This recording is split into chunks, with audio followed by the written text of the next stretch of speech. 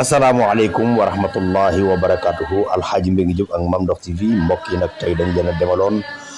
fële ci daara yi Cheikh Seydi El Hadji Malick Sy te Serigne Babacar Sy Abdoul Aziz nekk fu fële ci zawiya ba tabaarakallahu tey nag di woon bis bi nga xamante ni ci la xale yi di bër ñu war leen a yeewi ñoom ñëpp tabaarakallahu ñu dem ci seen kër wayjur yi Serigne bi tabaarakallahu xottil leen ay yére tabaarakallahu berndeel leen ñu dajaleen ñu jàng alquran sëriñ bi waxtaanal ñu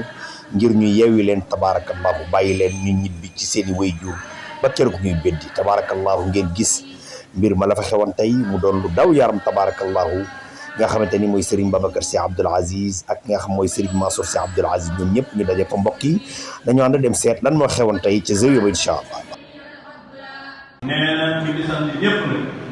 comme ni ko sëñ Mansour waxee. nee na moom kàddu sax wartoon a jóg nee na bu sëñ Mansour xasee da teewee ñëpp teew na fa tabaarakallah yal na yàlla taxaw yal na yàlla taxaw kon ñu jox sëñ Mansour li may ñaan sëñ Babacar sax mu nañu mooy yéen passage de tedd yi ñoom commission bi yore jàkk bi yore jàkk bi yore njàngale ak yore liggéey bi lii nii ñu daje tey incha allah suñ ci amee ndigal ci sëñ Babacar moo tànnee xale yi sëñ moom ak sëñ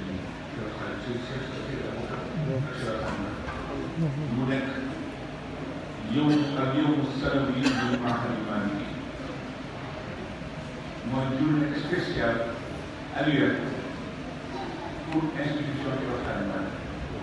nga xam ne bés bi su amee dañuy koy def ci àdduna bu gën a yaatu sant ci wala ci sant man ko def benn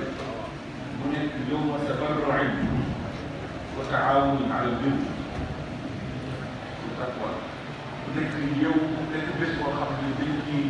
génne ci suñu ñax bu ñu dimbalee institution maanaam bi di yow taxaw dimbalante ala al-birri ci lépp lu yi wa taqwa ak yàlla ñaar yooyu ñuy am wa taawun